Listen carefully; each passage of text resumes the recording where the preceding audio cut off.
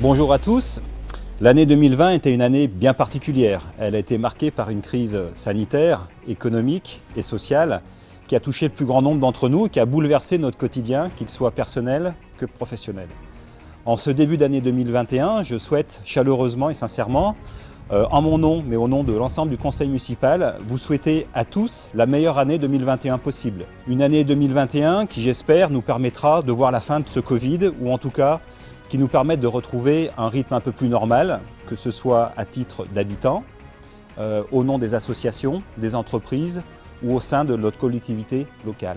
Enfin, une année 2021 qui devra nécessairement nous permettre de tirer les enseignements de cette crise et de faire évoluer, tant à titre individuel que collectif, nos pratiques.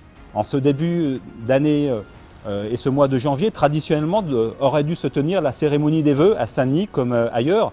C'est l'occasion, après des périodes familiales de fêtes de Noël, d'échanger entre nous des bons vœux sincères et chaleureux, de dresser le bilan des actions de l'année précédente et de tirer les perspectives sur les actions à mettre en œuvre dans l'année 2021. Malheureusement, comme bon nombre d'événements pour l'année 2020, nous sommes contraints d'annuler cette cérémonie de vœux pour des questions sanitaires. Elle aurait pourtant été l'occasion de revenir sur l'élection du conseil municipal au mois de mars dernier, qui a vu le renouvellement d'une grande partie de l'équipe municipale. Je tiens ici à remercier chaleureusement tous les anciens élus qui ont souhaité ne pas se représenter et qui ont investi pendant de nombreuses années, même pour certains pendant des dizaines d'années, de leur temps, de leur énergie dans la vie locale.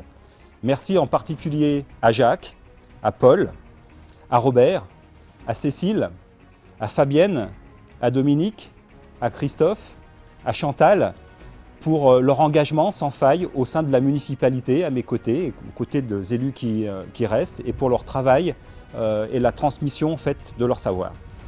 Merci également à l'ensemble des autres conseillers municipaux qui ont activement travaillé au sein des commissions, au sein du conseil municipal et qui se sont impliqués dans la vie locale. Merci encore à l'ensemble des nouveaux élus qui m'ont rejoint en mars dernier et qui s'impliquent avec énergie, avec conviction et avec détermination. Et il en faut dans cette période pour gérer la commune à nos côtés et pour construire les projets de demain. Il aurait été évidemment trop long dans cette vidéo de vous présenter l'ensemble des projets sur lesquels nous travaillons et que nous comptons mettre en œuvre durant les années à venir. Nous avons eu l'occasion de vous les présenter dans notre plan de mandat en mars dernier. Les 4 témoignages qui vont suivre mettent en évidence plusieurs choses. Tout d'abord, notre volonté de continuer dans la logique de celle que nous avons menée jusqu'à maintenant, à la fois dans la continuité des actions, mais dans une logique également de transition. Transition écologique, transition sociale, transition économique, transition énergétique. Patrick nous parlera des travaux importants et des aménagements que vous attendez tous, partout dans la commune, que ce soit dans le centre du village, comme ici, que ce soit dans les différents quartiers urbains ou dans la partie rurale. Le Covid a également mis en évidence, dans une période contrainte qui est essentielle, l'éducation de nos enfants, assurément, est le premier des enjeux. Isabelle y reviendra. La solidarité entre habitants et le lien intergénérationnel. Alain nous en parlera. Et puis enfin, et c'est lorsqu'il nous en manque qu'on se rend compte que c'est un besoin vital, le lien entre tous, la relation et le lien, ce qu'on appelle social. Il est pour nous capital. Valérie et l'ensemble du groupe Implication Citoyenne nous présenteront d'une manière originale la manière dont on souhaite pouvoir vous associer dans l'ensemble des décisions de la commune dans les mois et les années à venir. Après l'hiver vient le printemps et j'espère sincèrement que rapidement nous aurons l'occasion de nous voir en vrai, en dehors des réseaux sociaux ou de ce petit type de vidéos pour partager ensemble ce qui fait le sel de la vie municipale. Encore une fois, je vous souhaite à tous et à tous une bonne année, une bonne santé et beaucoup d'énergie pour passer cette situation difficile.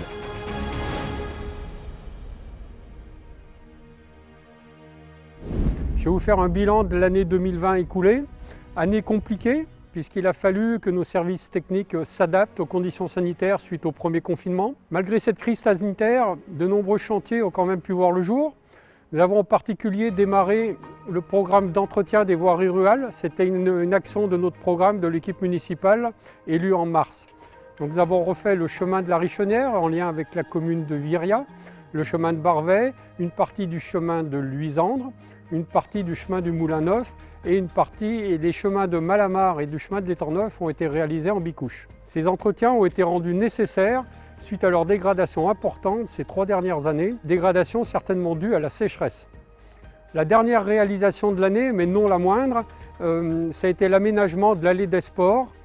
Son aménagement a été voulu très végétal par les élus et un aménagement qui a été confirmé par la nouvelle équipe municipale, bien que le chantier ait été amorcé lors du mandat précédent.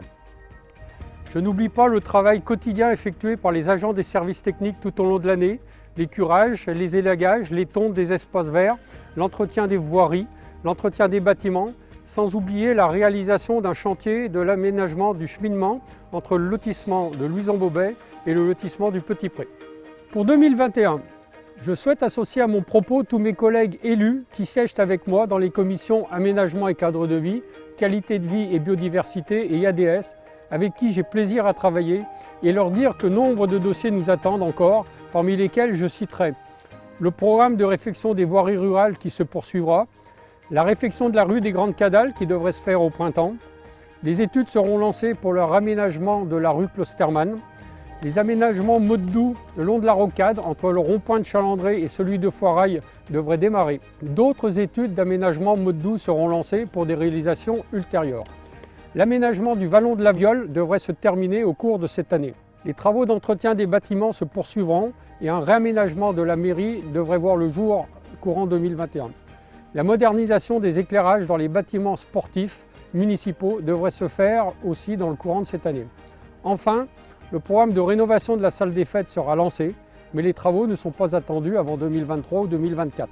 Je ne peux terminer mon propos sans associer tout le personnel des services techniques pour tout le travail réalisé, sous la coupe de la directrice des services techniques, Aurélie Bagne, et de son adjoint, Tristan Pérez. Bonne année et bonne santé à tous.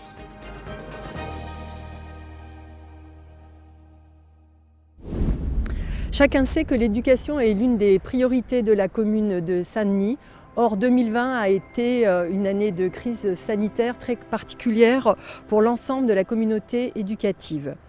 La crise sanitaire a mis tout le monde à rude épreuve, avec un confinement de près de 2 mois et des rentrées successives tout au long de l'année, obligeant chacun à s'adapter à de nouvelles modalités d'enseignement et à la mise en place de protocoles multiples et variés tout au long de l'année.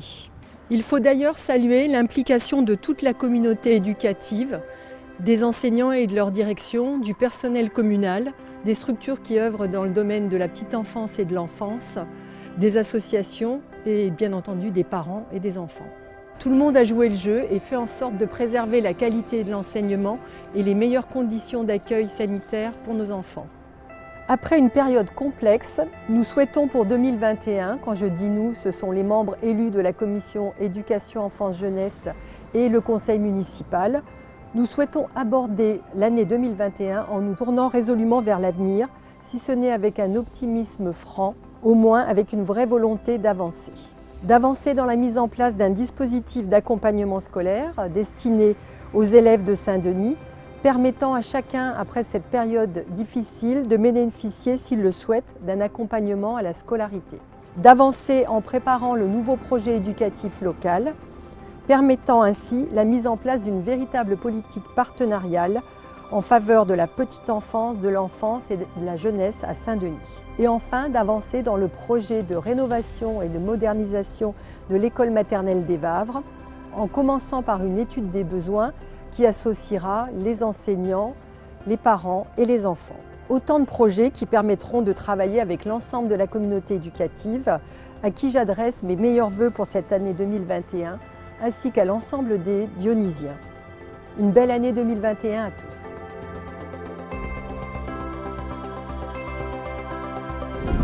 Cette année, la crise Covid a été l'occasion de faire preuve de solidarité entre nous.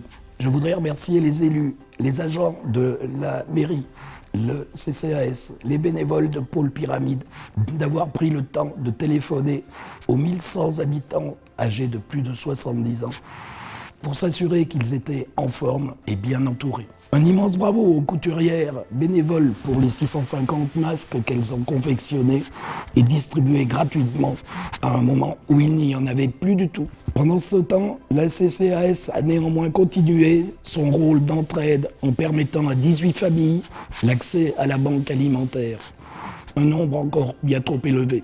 L'immense plaisir au mois d'août de remettre à 24 familles, issues de tous horizons, les clés de pavillons flambant neufs au domaine des aviateurs. Les logements agréables respectant les normes écologiques, dotés chacun de jardinets pour des loyers très abordables.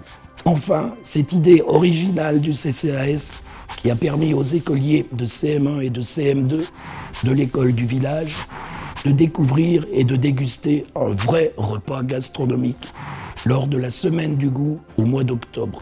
Repas de très grande classe, préparé et servi par le chef et son équipe du restaurant Racine, M. David Lachavanne. Une manière de notre part d'aider également le commerce local. Dans l'espoir de se retrouver tous très bientôt, que 2021 vous apporte en priorité la santé.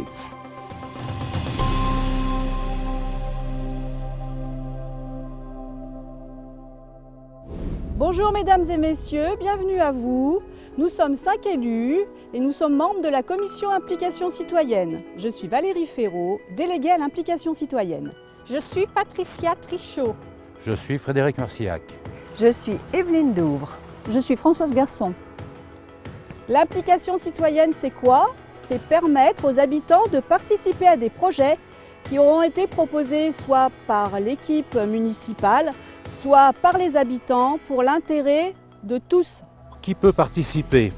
Les habitants de tout âge, les associations, les entrepreneurs, les artisans, les commerçants, les enseignants, les professions libérales, les agents de la mairie, les élus.